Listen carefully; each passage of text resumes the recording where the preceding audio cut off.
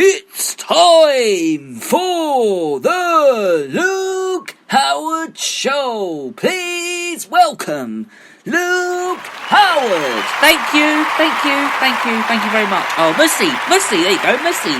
French for thank you.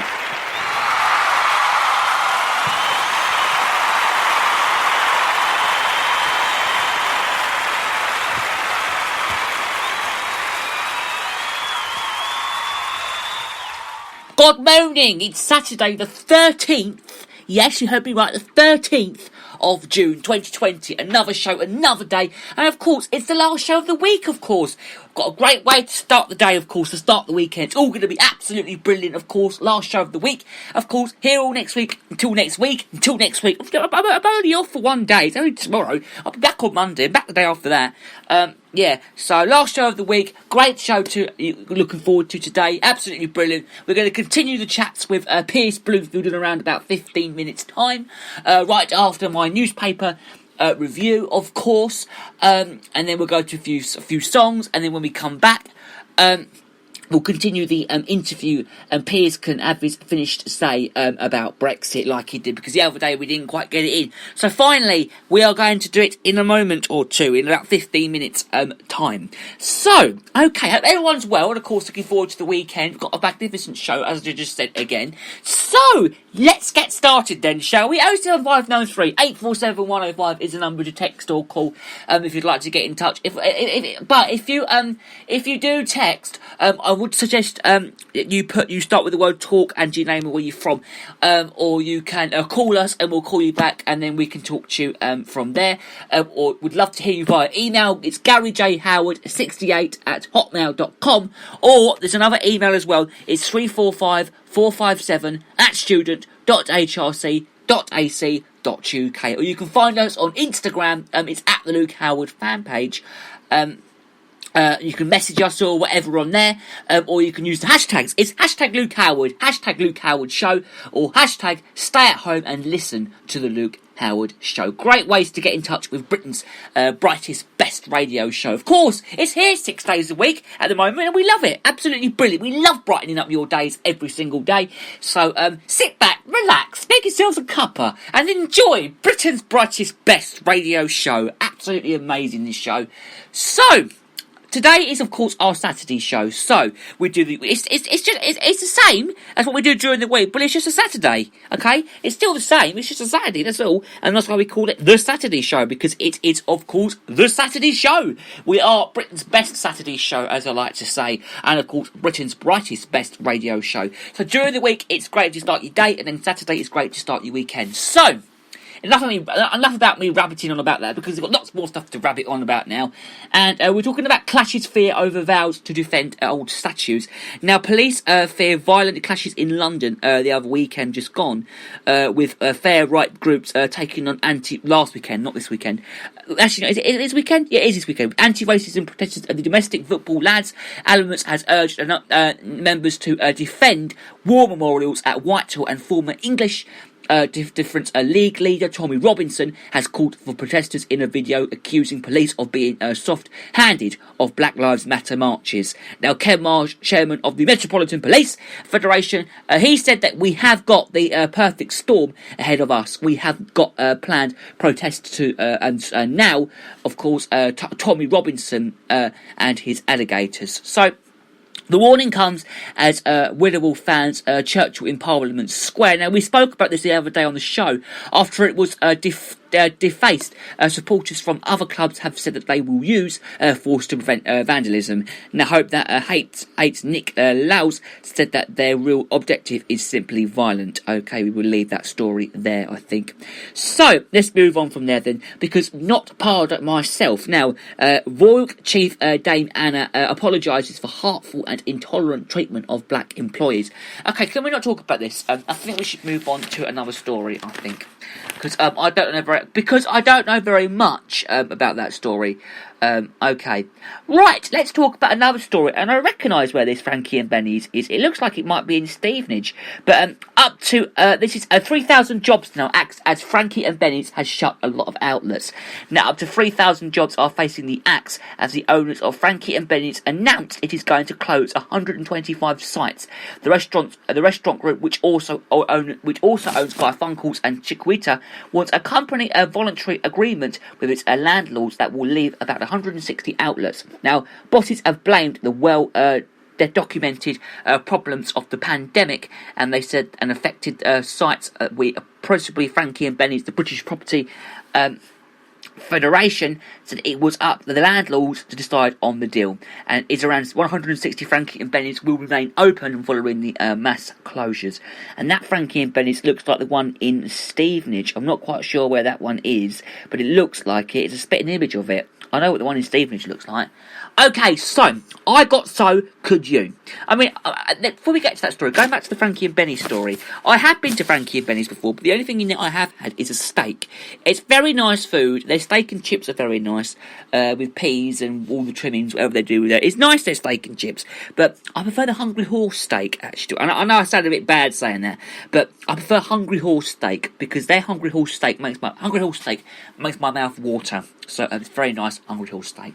Right, I got it, so could you. So trainee doctors are warning to fit and healthy after fight for life. So a trainee doctor who ended up on life support after contracting coronavirus has warned after anyone can get it, and even fit and healthy people can face a long road to recovery. Dr. Shani Ramachandran, 26, he works at Loughton Hospital in Crewe, Cheshire. He began feeling fatigue and nausea and started vomiting on April the 5th. Over the next 7 days, he developed a fever along with muscle pain and breathlessness. On April the 12th, he was taken to Witherland Shaw Hospital in Manchester. Now there he underwent tests for suspected COVID-19. He was also given antibiotics and fluids. However, within 12 hours, his condition had significantly distorted, and he was transferred to intensive care and put on a ventilator. He remained on the ventilator for 6 days, followed by 48 hours in critical care units.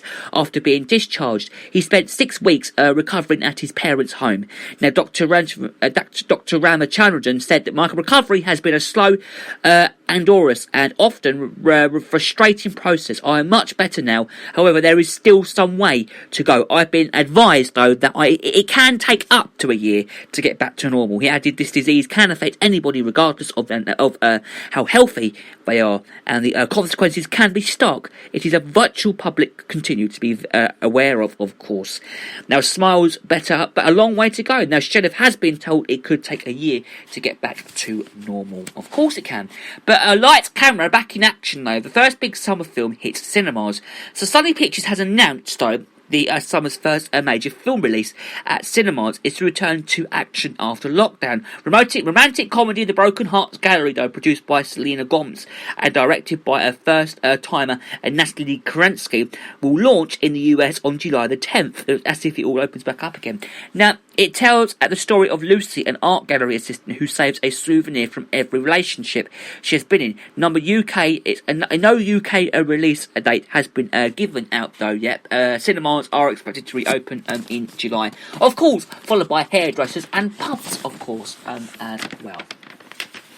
Right, okay, I work out and my body is good as hell. So after 5 years of hitting the gym, Lizzo is a perfect fit. Now, Lizzo says that she is proud to have reached her ideal body type after hitting the gym regularly for the past 5 years. She also mauled people who judge others for not fitting into sexual therapy body ideals. Now, sharing her workout imaging on TikTok, which is very famous at the moment, and it is a very famous thing at the moment, TikTok. My sister has it, and we did videos on there on her TikTok thing, and she put it out there. It's really good, actually. I find it quite good. But for the past 5 years, she also mauled people as well, and sharing, of course, on TikTok the good as hell chart. She started that I've been working out constantly for the last 5 years. It may come as a surprise to some of you all that I'm not working out to have our ideal body type. I'm working out to have my ideal body type as well. And you know what type that is, she said. None of your none of your business, she said, because I am beautiful, she said, I am strong, I do my job, and I stay on my job, she said. Calling for an end to body shaming, Lizzo, 32, she fumed so the next time you want to come to somebody and judge them, whatever they drink kale or smoothies or eat McDonald's or work out or not work out, how about you look at all your own self and worry about your own good men, of course, body, because health is not just determined on what you look like on the outside. Health is also, she said, what happiness on the inside, and a lot of you all need to do cleans for your insides as well. The Juice Slinger's workout revelation came hours after she hit out trolls who tagged her name in an online videos of plus-size women. Now, every time there is a big girl on this app, she said, I find that people always put my name in the comments. And she also said that if every time you see a big person on this app loving herself and putting herself out there and being confident, good, and loving her body, she said, you think of me, or you think she looks like me. And I think I'll leave that story right there. Right, okay, so let's talk about a bit of briefing news now then, shall we? Now, following the comments about face masks, it would appear a lot of other folk people are missing the point. Wearing a face covering yourself helps prevent you spreading the virus. I don't think it does, to be honest with you. I don't actually think it does. I mean, I know a lot of people might think, oh yeah, it does. But I don't actually think it does, to be honest with you. I don't really think that face masks really work. And I'm sure a lot of people think they don't either. And a lot of people think they do. But, yeah, and I think it's just a little talking sort of thing. I was just saying about that there. So J.K. Rowling now. So J.K. Rowling has said she was partly motivated to speak out about transgender issues because of her own experience of assault. The Harry Potter author 54 posted a lengthy blog on her website after actors Daniel Radcliffe and Eddie Redmayne publicly rebut for her, saying only women menstruate. Now, in her post the other night, Rowling detailed 5 reasons that she left and the need to talk to about the issue, including her interest in education and safeguarding and freedom of speech. She also wrote, I've been in the public eye now for over 20 years and have never talked publicly about being a domestic abuser and sexual assaulter survivor. But this isn't because I'm ashamed those things happened to me, but because they're traumatic and to revisit and remember. Now, Tim monitoring those things now, not in an attempt to garner sympathy, but out of solidarity with the huge numbers of women who have histories, and like mine, you've been slighted as bigots for having concerns around a single, of course, people. During this weekend, though, Rowling took issue with an online headline discussing people who menstruate. Saying that I'm sure that there used to be a word for those people. Someone help me out, sort of thing. And yeah. So another story then. A pedestrian has died in horror crash as a driver has fled police. So a man was killed while walking to the shops when he was struck by a car being chased by police. Now Andrew Kitson died died after injury when he was captured off the pavement and landed in the garden just yards from his home. Now witnesses as estimated the car as a silver Ferrari 307 and was travelling at 80 miles per hour, which is very, very fast to drive down a road like this little road, very, very fast. And he said that it flipped on a roof before stopping, but police said that the driver did not release Mr. Kitson. 44 years old he is, and he had been struck until a few minutes later when a neighbour found his body in the front garden and raised the alarm. According to reports, a relative of Mr. Kitson thought that to be his mother told bystanders that he had just nipped out to the local co-op, to about 400 yards from his home to do some shopping, of course, when he was struck by the vehicle. A friend the other night paid tributes to Mr. Kitson who was described as a keen motorcyclist and loving husband. Now, Jess, his wife, is heartbroken. They were so much in love and did everything together, and the pal added. The incident started when officers in a marked patrol car signalled for the Peugeot to stop in East Uddersley, near the South Yorkshire. This is 5:18 p.m. on Tuesday this week. A West Yorkshire police spokesman said the vehicle was failed to stop. Excuse me. And failed to stop, and a pursuit began. Now, officers were followed the cat for approachable 4 miles. About 12 minutes later, the vehicle was involved in the fatal collision in the loft